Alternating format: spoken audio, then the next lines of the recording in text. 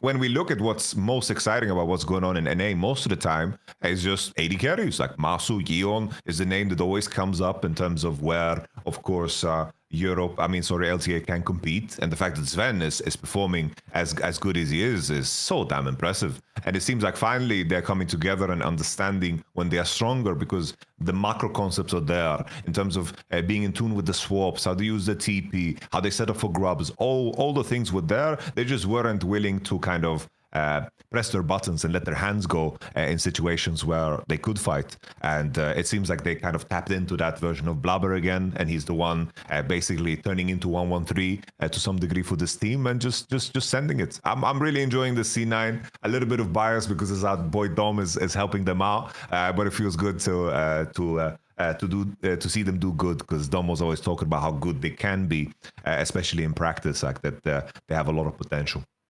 No, I'm especially with you that, like, they have hands, bro. Like, you've seen this when they've played the other top teams. Like, that's why what has aged very poorly, unfortunately, is those very first week of the year interviews that Whippo did in LTA, where he was sort of like, hey, we're the big dogs who just went with Gen G, like 5 games, bro. Like, you're all gonna have to, like, learn from us if you want to get good. And then literally within like a week or two, they were just fucking getting beaten by these fuckers in BO1s anyway. Like, what the real mistake of FlyQuest is this: NA will always be its own unique meta, and unfortunately, one thing that has always been proven will work in NA is having hands. Like, I'm with you, mate. I think Thanatos, sadly, has been underrated because he came into the flawed Cloud9 and then he replaced Fudge, who was popular. And then people can just tell he obviously doesn't do like genius calls, does each plays. But, mate, I always say this guy just reminds me, obviously they're both Korean, but it reminds me of Photon. It's just a really fucking skilled player, mate. Like, you watch them play, and if you're a fan of LCK, you're like, bro, these guys could probably go back to LCK. Like, they're just good players. Like, this is like this guy gaps most of the fucking LTA players he plays in lane. He's just good. Like,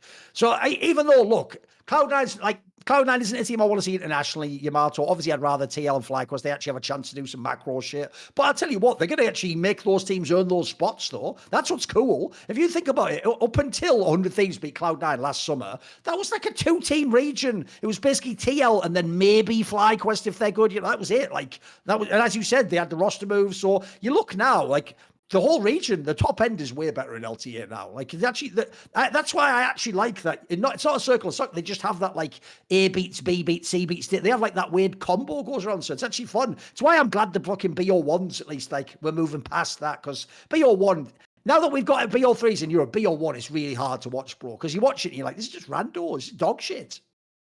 It's the most painful part as well, is we just sat there and knew that it wouldn't matter. Like, the divide between top 4 and bottom 4 is so absurd.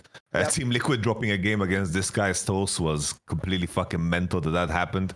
But the fact that the divide is there, I always thought, for some reason, when I read the format, I thought, like, up until like a week ago, I thought that, we're going to have like the LPL format, that the top 4 are in one group and the bottom 4 is in one group. But I think this was just wishful thinking, because I think we're going to just have a little bit more of the same, because it's so clear which of the teams that are going to pass to the next round.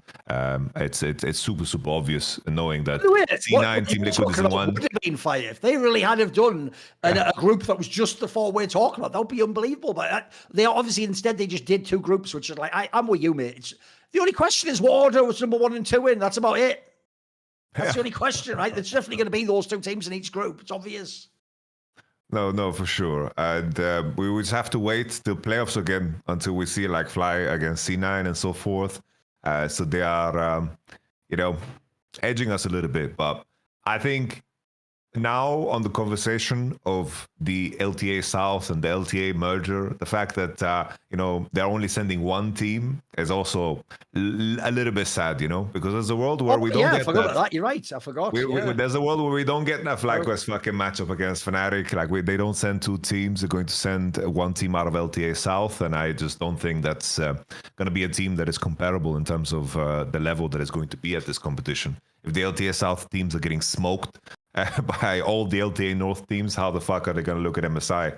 I don't really look forward to that too much. Yeah, by the way, if you look it up, he's right. I forgot about that. It's EWC they send top 2 from LTA, but it's only LTA winner, North, gets 1 spot. So it's actually even more crazy. Like, bro, one of FlyQuest or TL's just going to be sat there, like, watching some shitter LTA South team just get banged, going, like, can I play? Can put me in the game, coach? Like, you're right. That's actually good. By the way, that's going to age very poorly when that comes around. That's going to age so poorly. 100%. Bro. It's like Sucks. at least whatever team that gets second place in LTA North is going to be so warmed up for EWC. True They're that. be rested. By the way, jokes aside, that is one reason I actually am glad EWC exists, though, is exactly for the reason, like as we talked about in the past. Put it this way, because T1's a member org, there's probably some way they get invited anyway, bro, even if they're not top 2 career. But I actually want to see them play still, whether they'll actually... Because, by the way, think about it. We used to literally have that back in the day with the IEMs. Remember, there was like an IEM where, like, fucking SK went and it was like All-Stars. They had one where they went... There was like one where KT Roasted Bullets went, the one where they played fucking Fnatic in the final or whatever. Like, bro, these weren't the top teams at the time. But the point is... they're still comparable to the top Western teams. It's fun to watch them play the international circuit. Like, I'm with you. Like, at least we actually do get to see that second place LTA team players tournament this summer. It's not going to be MSI, so it's at least something to watch. There's a vacation in Saudi Arabia there. Up until the tournament, some shit. By the way, I'm never going to overreact to a BO1, but I do think that Disguised Toast series game was fucking whack from TL, though. Holy fuck. What was that? Well, the day before, I'm watching this guy's toast, and I said out loud, I was like, this might be like the worst major region team, like this guy's toast. Pretty bad. It's pretty bad. Smoked by Dignitas, and I thought this team is just like, you know, this is budget on the next level. You know, this is crazy, and the fact that they beat Team Liquid is appalling. Like that shouldn't be even possible on Team Liquid's worst possible day ever. But then it's like the little caveat that people say, well, that game didn't matter for the standings, so it doesn't matter too much. And I guess there's some truth to it, but come on. You can't lose against this guy's toast. That's just not real. Even the way they lose is just a disgrace, bro. Like, if you watch the game, at no point in the game do you ever think TL's going to lose. It's like an even game the whole way through. You're just thinking, like, right, eventually they're just going to have a big team fight. TL's going to win and the game's going to be over. And what they do is they go and the Baron's being baited and then like they just let Impact on his own on Renekton just walk into a brush that's warded and just get killed and blown up and then like then it just gradually all falls. And you're like, what is this game? Like, bro, remember, TL is the team, Yamato, a year ago that people were saying has world-class macro. You just failed the most basic Baron bait I've ever said. What is that? The fuck? That's like, look, it is only a BO1. Remember, if it was a BO3, maybe they come back and win the next 2 games, whatever, blah, blah, blah. But it was a little bit alarming to me. Like, the lack of points was nuts, mate. I thought they'd crush this team. I'm with you. I think this guy's toast isn't even vaguely good, mate. Come on. I think in a world now when, I think pretty much looking at the state of Team Liquid and 100 Thieves, even though there's been moments where they've shown the capacity to beat Fly and C9, I think in the current state of things, I do feel like the LTA is going to be just a 2-horse race. I would be very surprised if either C9 or Fly don't win. Like that should be like an impossibility, especially with how like the format should shape up. Like sure, if you lose a best of 3 to qualify in a poor way into the BO5s, then that's fully on you. Like the randomness is out of the picture. You're not going to travel anywhere. There's no logistical nightmares. There's nothing. C9 FlyQuest should be like the finals. Anything else would be damn surprising. And if somehow Team Liquid, make it happen, once again, I'm just gonna give more medals and props to Spawn. Yay, Absolutely. Spawn, you are a wizard. Yes. Somehow you put this together. You're a wizard, man. No, I'm with you. It's the same thing I do with BDS and Striker. By the way, I also agree. Like we've done it jokingly, but I actually think it's real. If they don't go to MSI and they don't win the split and the rest of the year continues like this for Team Liquid, I would legitimately consider jungle mid support changes rather. Jungle mid changes. Like you can pick which one you want, but I don't think though. There's the thing. It just has to be one of them. You can't have those two, because here's the problem. Like, I would even argue this, Yamato. Maybe you do the umpty one first and see if it revives the APA or someone said that. But long run, the way they currently play, those two players aren't good enough, mate. Like, if you put them in a World's BO5, they're not going to beat any top team. There's no way.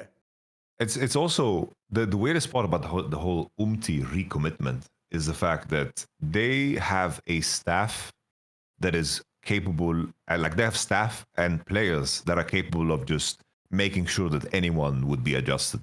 They could like handpick any Korean import. Like they have fucking CoJJ, Impact, Reign Over. Like they have the environment to set anybody up for success, while other teams would have to, fight that challenge in a very, very tricky way. It's like, for example, C9, they brought back Reaper, of course. When they brought back Thanatos, they needed to put things in place in order for it to make sense. And Team Liquid just has all the options in the world. I do think it's cool, though, that once again, like Spawn, I mentioned it before, the fact that he said that everybody is replaceable. And he mentioned it on the Sacktown also, that they were doing trials. They were testing different alterations to put pressure on the players. And he felt like that worked because in the end, they were like Dom and Spawn were like sharing their scrim stories, and for the longest time, C9 was just destroying them. And then when they put this pressure of like another player coming in and subbing in, that they started playing better and better.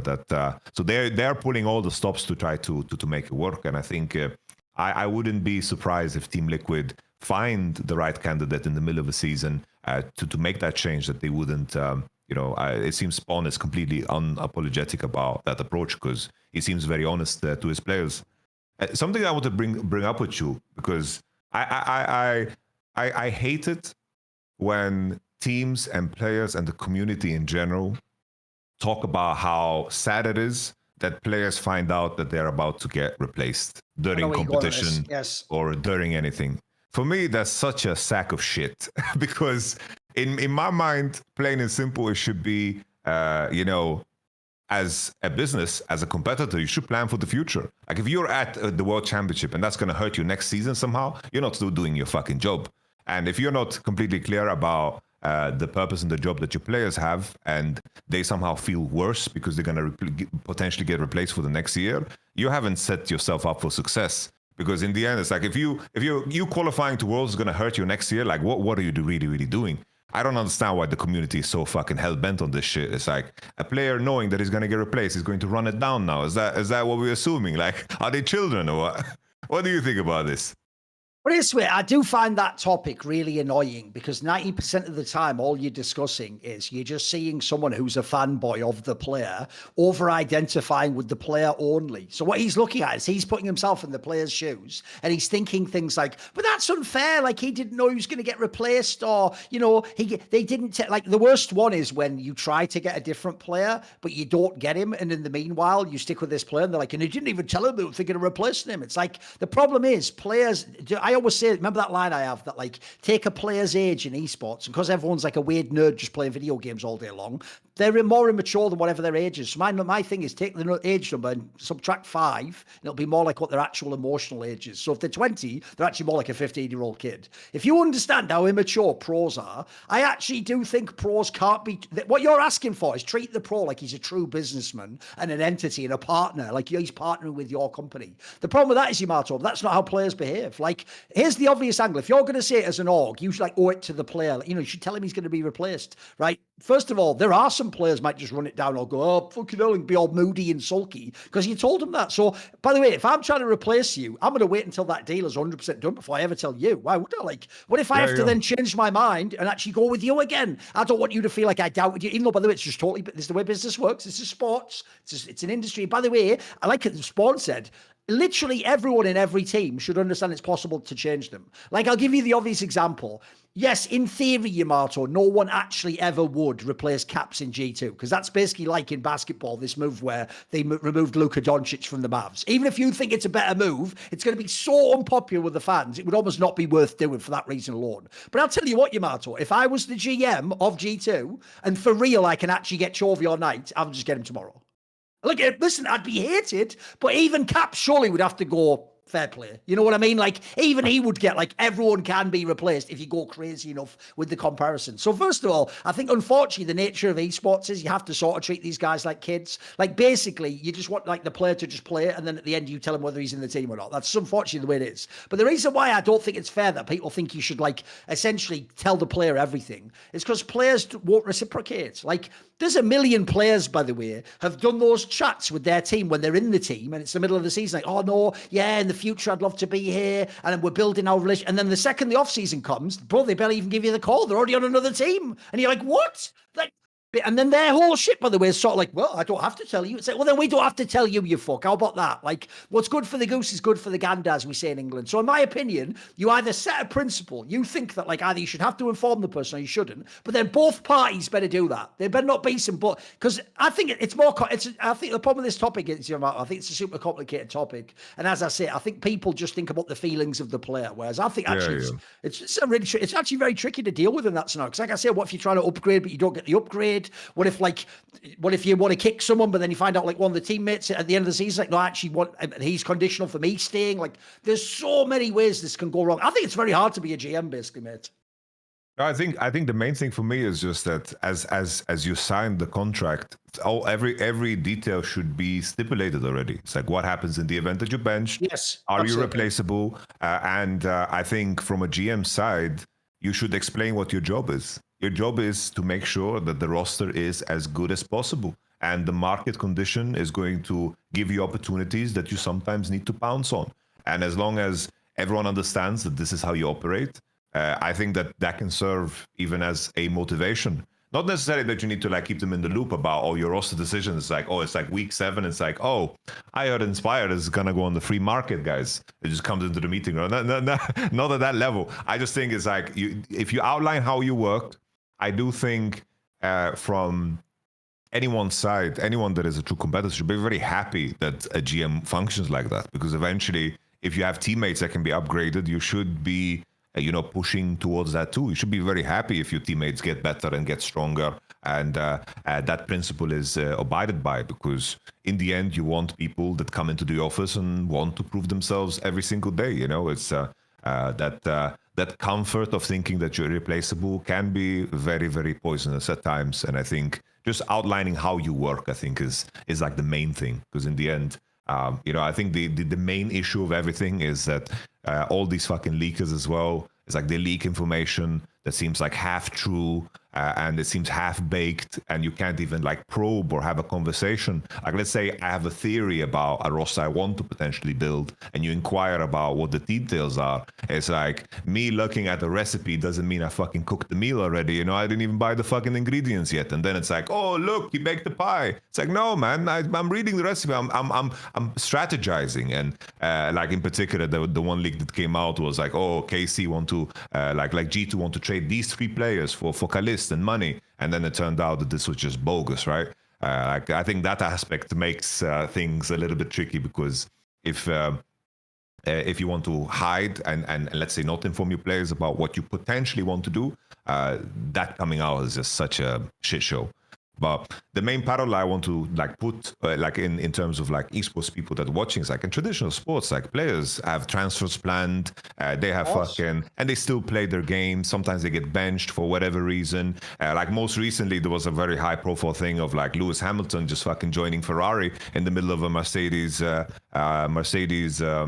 run, and he was driving, and they cherished that time, and there was nothing, no craziness, because every party involved understood the nature of their contract and their deal, and with that, obviously, everyone operates with their best interests in mind, and this is something that happens in traditional sports fucking on a daily basis. See more cool, funny, interesting clips based on topics from my content? Well, subscribe to this channel then, or, be a pleb and don't.